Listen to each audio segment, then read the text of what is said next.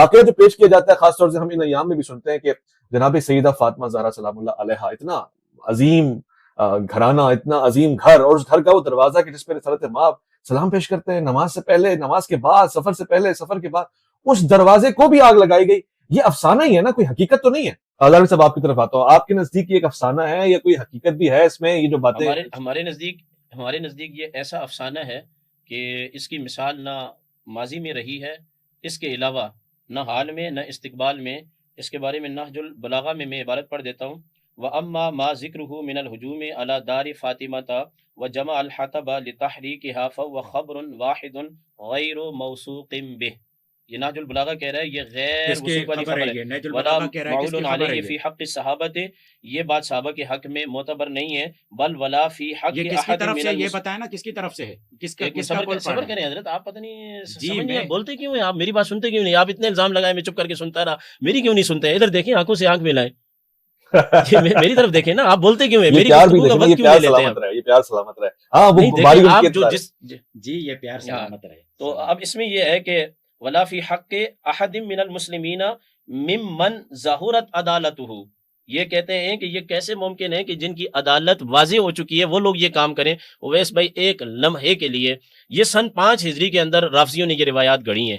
سن 5 ہجری کے اندر جب عراق کے اندر سنی مساجد کو تالے لگا دیے گئے تھے اور ان کے جناب والا دروازوں پر لکھا ہوا تھا، گالی گلوچ لکھا ہوا تھا، جب ان کی حکومت آئی تھی سن 5 ہجری کے اندر. پہلے بھی میں آپ کے ایک پروگرام میں یہ بات کہہ چکا ہوں. یہ تو ایسے ہی ہے جیسے وہ ایک شیعہ مولانا تقریر کر رہا تھا، کہہ رہا تھا کہ یہ کتاب امام جلال الدین سیوطی نے یہ حدیث کتاب الموضوعات میں لکھی ہے. اور بھائی اس میں امام جلال الدین سیوطی مطلب یہ سن 5 ہجری کون سا والا سن؟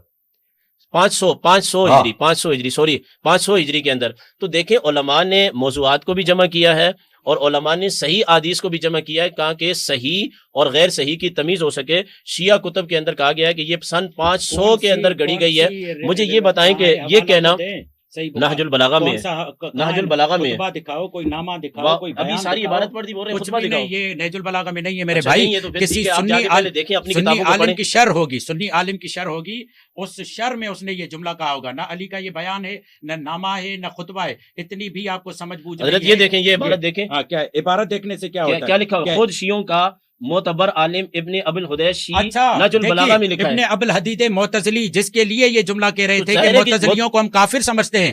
جو معتزلی ہے، جو شیعوں میں شمار نہیں ہوتا، اسے زبردستی بولنے دے، اس کا وقت ہے، اس کو بولنے دے، یہ نکالیں، یہ نکالیں، اس کو بولنے دے بھائی، یہ نکالیں، بولو نا. نہیں کیمرہ پہ دکھاتے ہیں نا کہ یہ ابن ابی الحدید شیعہ. ان کو یہ نہیں پتا کہ ابن ابی الحدید معتزلی ہے، شیعہ دیکھ لیں. یہ وقت کھا رہے ہیں اویس بھائی، میرا وقت کھا رہے ہیں. یہ خیانت بتا رہا ہوں. نہیں، خیانت کر کے آپ حق زہرا کو چھپا نہیں. شیعہ میں شاہ عبد العزیز نے، شاہ ولی اللہ محدث دہلوی سب نے لکھا ہے بھائی. جس نے شیعوں کے، یہ تو وہی بات ہے جیسے آپ یہ کہہ رہے ہیں کہ سنیوں کے اس کتاب میں موضوعات میں لکھا ہوا ہے، تو شاہ عبد العزیز محدث دہلوی میرے حق میں بات کرے گا. وہ تو حوالے دے رہے ہو، اپنی کتابوں سے اپنے ہی معاملات کو جھوٹ کا پلندہ بنا کر، ایک بیانیہ بنا کر یا پروگرام نہیں کیے جا سکتے. دیکھو یہ شیعوں کی کتابوں میں. اور پھر اس کے بعد دیکھیے، جیسا کہ نہج البلاغہ نامہ نمبر 45 میں مولا کائنات سے پوچھا گیا کہ آپ کے اجداد میں جو زمین فدق تھی وہ کیا تھی؟ مولا فرماتے ہیں بلا کانت، مولا یہ فرماتے ہیں، یہ کال آ گئی اس میں، مولا یہ فرماتے ہیں بلا کانت فی ایدینا فدق من کل ما ادلتہ. وہ بنا دی ہے جیسے ہمارے مولا فرماتے ہیں سنو، نہج البلاغہ نامہ نمبر 45 میں، اور ہاں اس آسمان کے سائے تلے صرف فدق ہمارے تصرف میں تھا اور انہوں نے ازروئے بخل وہ ہم سے چھین لیا. مولا کہہ رہے ہیں نہج البلاغہ میں یہ ہمارے تصرف میں تھا، نامہ نمبر 45 میں.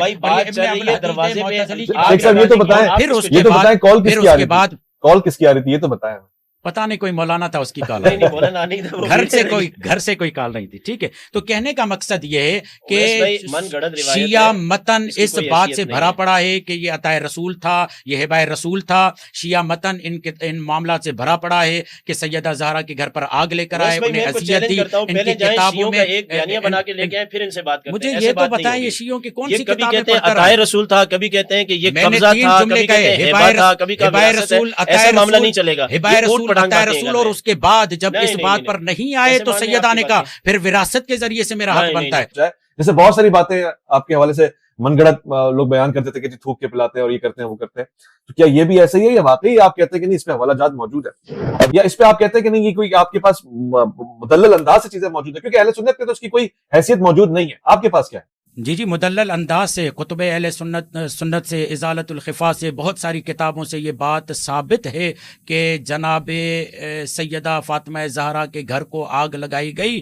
یہ شیعوں کی کتابیں تو بھری پڑی ہیں مگر کتب اہل سنت بھی اس سے خالی نہیں ہے. یہاں تک کہ شبلی نعمانی نے یہ جملہ الفاروق کتاب میں لکھا کہ کچھ بعید نہیں ہے کہ ہمارے صاحب نے یہ کہا ہو کہ اگر علی کو نہیں نکالا تو ہم گھر کو آگ لگا دیں گے. اس حد تک بھی آنا بڑی بات ہے کہ جس در پر رسول آ کر کہ انما یرید اللہ لیذھب عنکم الرجس اہل البیت ویطہرکم تطہیرا. پھر آغا صاحب کہیں گے آپ بلا وجہ آیتیں پڑھ رہے ہیں. پھر وہاں پر ادھر سے کہتے ہیں ہمارے لیے قرآن کافی ہے. جب قرآن پڑھا جاتا ہے تو کہتے ہیں زیادہ قرآن ہمیں نہیں سنائیے, ہمارے کانوں کو درد ہوتا ہے, دل چھلنی ہو جاتے ہیں کہ آپ حق اہل البیت میں قرآن کو کیوں تلاوت کرتے ہیں. وہیں اسی دروازے پر رسول خدا نے زمانہ آخر میں 8 سے 9 ماہ مسلسل آ کر اس در پر باہر کی طرف سے آ کر سلام کرتے تھے, السلام علیکم یا اہل بیت النبوہ. اور پھر نماز فجر پڑھنے کے بعد اپنے چہرے کا رخ, جو مسجد میں تمام دروازے بند کیے گئے تھے سوائے در حضرت علی اور فاطمہ کے, وہ جو مسجد کی طرف سے در کھلتا تھا,